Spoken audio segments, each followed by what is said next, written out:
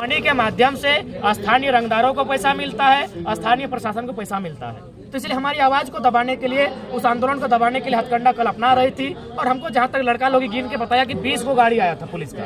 यार एगो फटफटी लेकर तो उसी में बैठ के हम चल जाते हैं। तो लोग मैसेज कह रहे थे कि प्लांट पूरी तरह से स्टार्ट नहीं हुआ है, तो फिर अभी 75% वाला काम अभी कैसे होगा? अभी देखिए, कंपनी के भीतर क्या होता है जितेंद्र बाबू कोई नहीं जानता है। हम बाहर सब देखने गए हैं, क्या सार्वजनिक हो रहा है, भीतर में क्या हो रहा है। तो ठीक उसी प्रकार वे लोग छलिया लोग हैं, कपटी लोग हैं।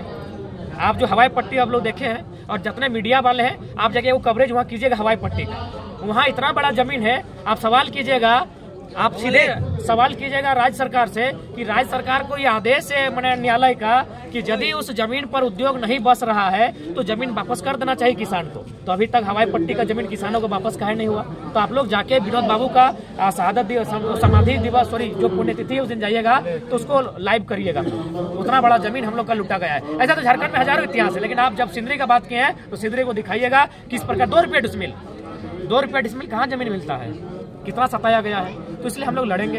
अगर नहीं होगा तो लास्ट में हम लोग बहुत बड़ा उलगुलान करेंगे। जिएंगे या मरेंगे परवाह नहीं है, हम लोग लड़ेंगे।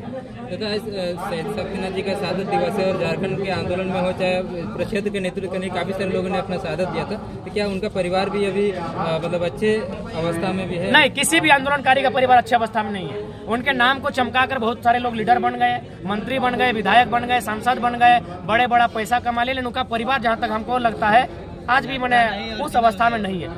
जितने भी आंदोलनकारी हैं, मैं जिस गांव से आता हूँ 13 आंदोलनकारी हैं, बड़ी मुश्किल से जीवन यापन करते हैं। रात को बच्चों का गाली सुनते हैं, कभी पत्नी का गाली सुनते हैं कि यह दिन खातिर झारखंड अलग हुआ था, क्या गए थे झारखंड अलग करने के लिए। तो मुझे लगता है बहुत कंडीशन खराब है आंदोलनकारियों का। उनका नाम लेकर लोग नेता बन गए। अच्छा ठीक है, नेता बनिए गए थे, कम से कम उनके हित में तो काम करना चाहिए था। वो लोग पेंशन मांग रहे हैं आंदोलनकारी, 3000 दे रहा है। 3000 आपका कुत्ता बिस्कुट खा जाता है।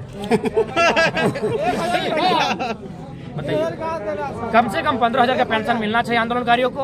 और उसमें से जो लोग नहीं है उनके परिवार में से किसी सदस्य को एक चतुर्थ वर्ग का नौकरी स्थानीय क्षेत्र में ही मिलना चाहिए। बहुत से आंदोलन